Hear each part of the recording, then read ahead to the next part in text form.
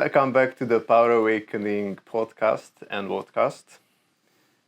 Today we continue the Power Awakening topic with Eirik. Since we have big topics left from the previous episodes, so now we have time to get a little bit deeper in each of them. Hello Eirik. Hello. How are you today? I am great. How are you? I have a very good day. Good. I spent so many hours with good people, inspiring people here in the conduit. So once I'm here, I feel like, oh yeah, I'm in a good place to get inspired and then crack on with the work. Nice. Yeah. And why are you It's great? sunny outside too. Plus the sunny, yes. No, it's like spring almost. And we were talking about this since it will be still cold when I will publish this video. I just want to mention how amazing to live in Norway. Because here there is proper 4 seasons. And if people would use the 4 seasons like just as the nature, the winter is the incubation, the being inside. And in this time, I have the time to decide when spring comes, what I let to grow that way, and what I let to be in the soil, and what seeds will just be rotten, and just supply the new thing that will grow. So if we would use the seasons for the inner work, then the long winter could just bring happiness to the whole Scandinavia, basically. Yeah. And I hear that many people fighting with depression and where is the sun and all these things that I can understand, because we know the D vitamin and all these things affecting, and of course the darkness and light. But once we do the job, the inner work job, and I become happy, I don't care too much if it's sun or dark, because you know, I'm on the way that I know that I'm very busy with my life. I have a lot to do. Exactly. So it's fine, it's winter, it's incubation time. Yep.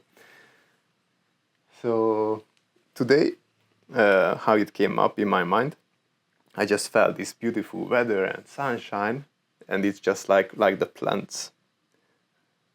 They are just feeling like, oh, it's almost time of coming out.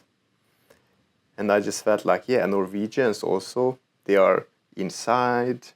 They're also waiting for the time to come out during the warm weather, just like the nature opens up. So that's why I really like this place.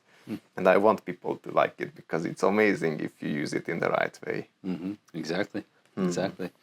Yeah, people always want to charge. They just go, more efficiency, more productivity, create, hustle, go all the time. I do the same in winter time.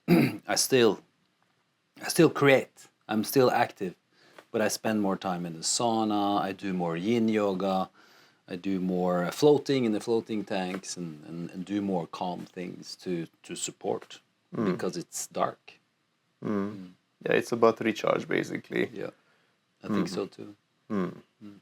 Just like in the old days, and in Norway, luckily we don't have to go back too far how the old days were. Busy summer, being on the fields, and then enjoy all the things we grow during the summer, basically, all the things we collected, and be with the family, the warmth, the fire inside. Yeah, it's very interesting. It's also with the foods, you know. Now you can go to the supermarket and you can buy fruit, vegetables, and meat that you have them all around. And before it was seasoned, you know. So I can feel on my body that eating melon, for example, during the winter is like my body doesn't really want some melons, you know. It can have some occasionally. And also with sweets. During the winter time, I eat less sweets, you know. So I think it's our bodies are eating a lot of things that we should only eat during the seasons, because it's easier for the body to process it as well. So, and people eat sugar way too much. If it's sugar in cereals or sugar in fruits or sugar as candy, you know. Because the sunshine is not there, so dopamine is coming from somewhere We else. don't need it much, you know. No. And during the summer, it's like the sun gets us all energized. Then we need the sugar because we constantly need energy to keep on moving and moving and moving. And that's the thing that's important, that once the good weather is here, then poof, everybody is with the outside world. So then the inner work is, Exactly. it's not so... Which is then we should prepare for it. Because Yeah. if you prepare for it during the summer, party less, more inner work, the fall, the autumn, and the winter is way much easier. I have a topic like this, which is basically fits to this, like, how often do you think it's recommended to do the inner work? I think 80-20. So 20% of the time we should do inner work, and 80% of the time we should celebrate life. 80, That sounds 20. good. Sounds good. So it's in numbers. It is one retreat per month or one workshop per month, or people can calculate the 20%. Yeah. Depending on how much you sleep, Yeah. etc. And also how you define inner work. You know, if you and I'm always looking for ways to hack my inner development. So if I can combine inner work with kettlebells or running or swimming, I can do my physical training and do inner work at the same time. So I always look for how to do. So for example, if I'm in the gym or if I swim, I try to swim with a quality or frequency or emotion that I want more in life. So for example, if I want more gratitude, more grateful energy in my body throughout the whole day, I try to focus on gratitude while I'm doing the kettlebells, while I'm doing the swimming.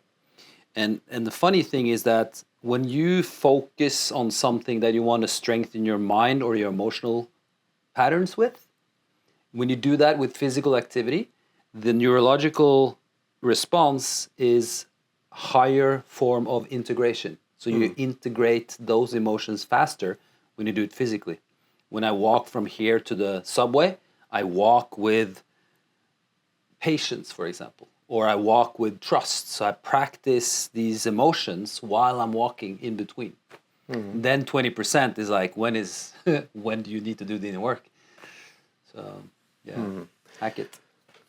That's a very good topic, since many people have the headphones on, and the headphones, especially during the tattoo sessions, I told to my tattooer that for me, the music that we listen in the studio, it's like a rattle gun to my brain. That the singing, the rock and roll and everything, I just want to be with my feelings and thoughts. So usually I ask instrumental music, anything, just please let me to be. And people could combine lots of activities if they would just switch from the do blah blah blah blah. Yeah. Basically, it's mind programming to just be with themselves anyway. If they combine it with thoughts, positive thoughts, that's perfect. But as you said, they could easily bring up this percentage to a good level. Yeah.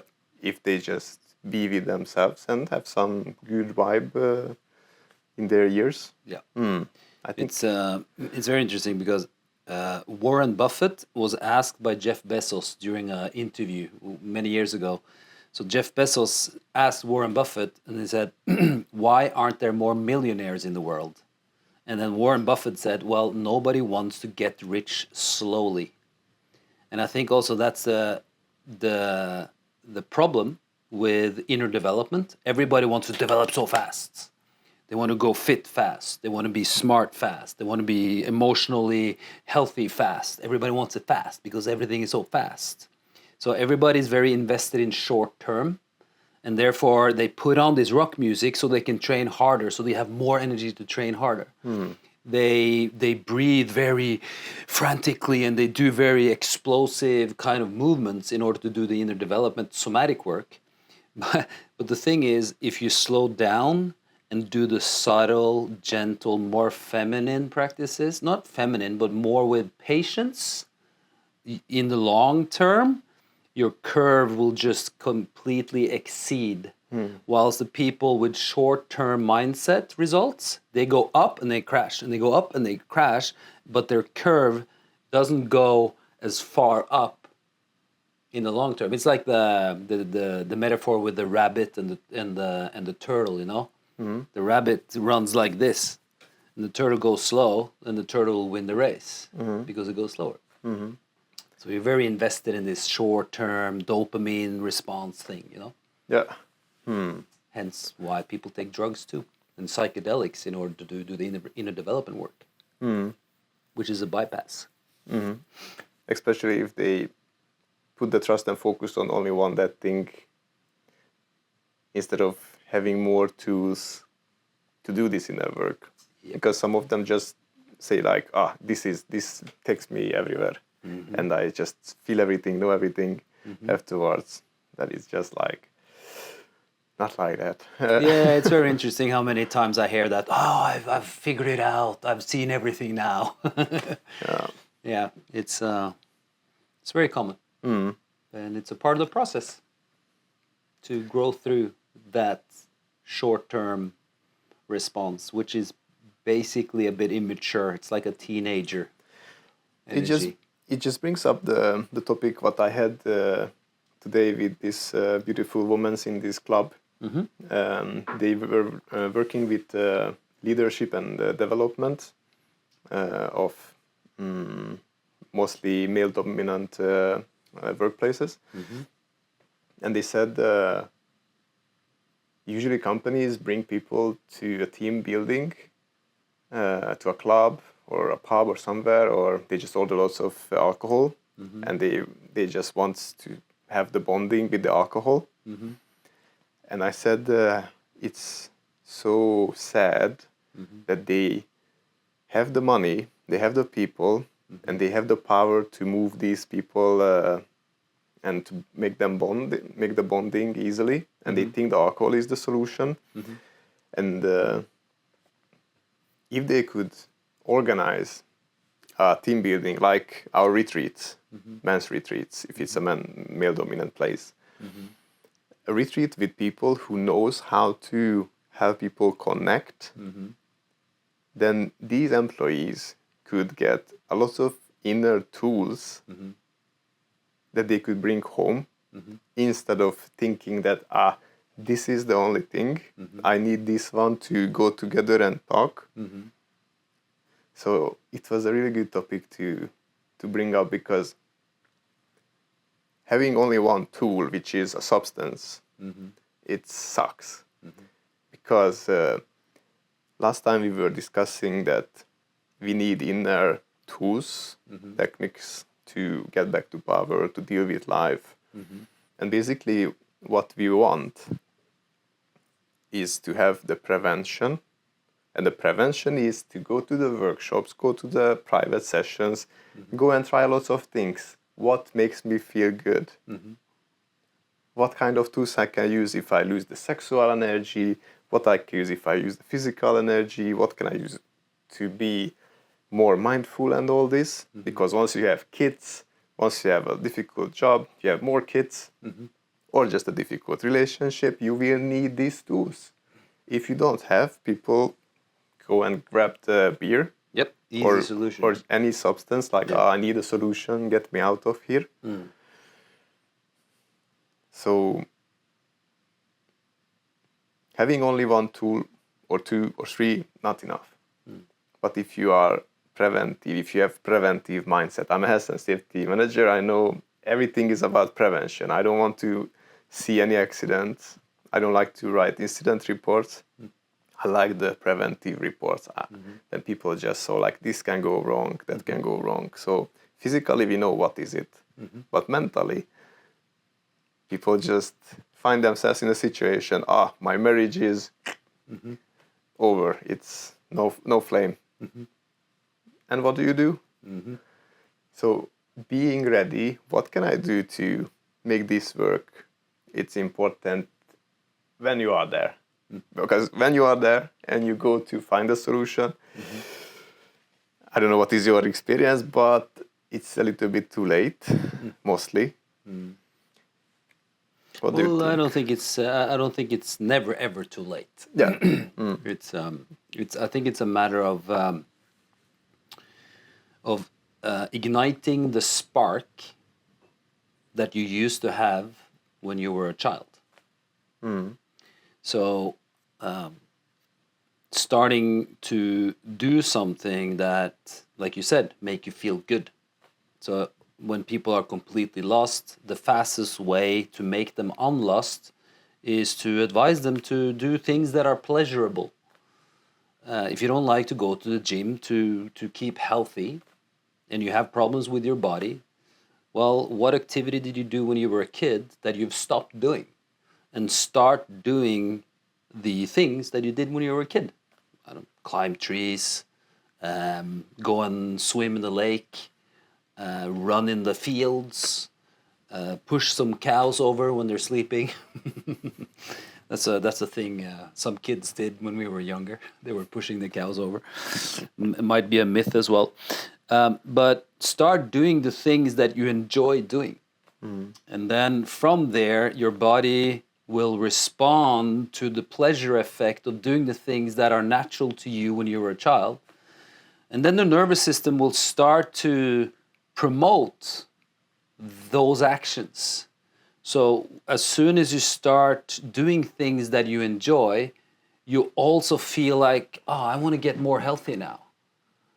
And you also start, oh, I want to eat more healthy now. And oh, I need to fix that relationship because it's a conflict. And oh, I need to change my environment at work. So as soon as you start igniting yourself to those natural things that you enjoyed when you were a kid, it's easier to get the motivation to do all the other things, because your neurological system, your physiological system, or hormonal systems will start remembering for you who you're supposed to be with your body in relationship to the things that you enjoy. And all of a sudden you're healthy.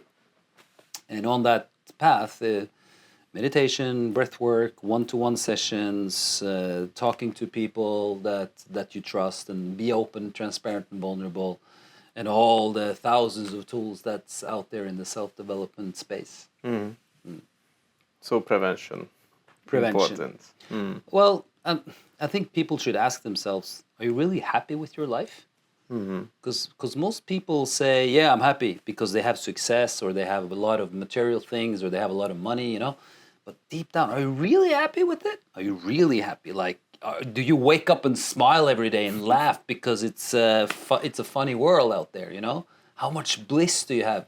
And he goes, whoa, people get shaken, because it's so distant for people to relate to the spontaneous laughs and joy when you had it as a kid, because now you're a grown-up and you're supposed to be serious, So when people act in that manner, it's very distant from them. And a lot of people reject that form of happiness. I remember I followed some coaching certifications and did a coaching certifications many years ago, and they had many followers, and at their retreats and their online seminars, sometimes there were 1,000 people showing up, sometimes there were 200 people showing up, and their classes was like how to create a happy body, or how to create a happy business, or how to create more money in your life, or how to create this and this and this. All these different titles you have in the self-development world, And then they made a class, and it was called Choosing Happiness, Just for Happiness. That was the title. There was like 2 people who showed up. So people want the money, they want the body, they want the relationship, they want the job. But when they chose to create a pure happiness class, 2 people showed up. So it's very interesting, this thing.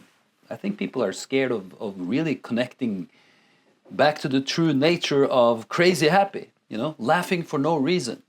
smiling for no reason, because it's so far away from, it's like a 80-year-old distance between when they were truly happy as kids and who they are right now.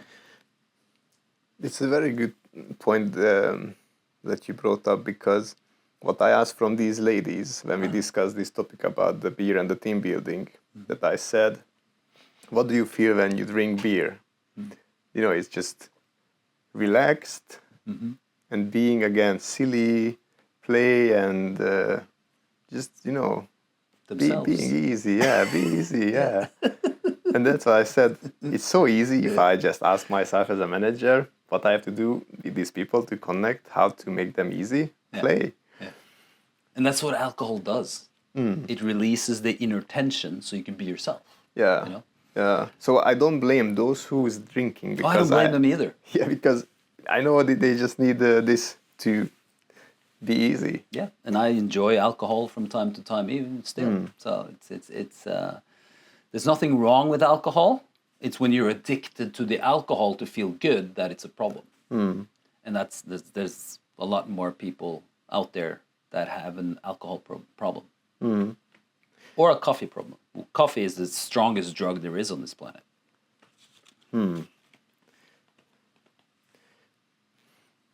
When I think about how to make people feel like a kid, it's very funny that I'm as a health sensitivity advisor, I have to find the ways to make people conscious about their health.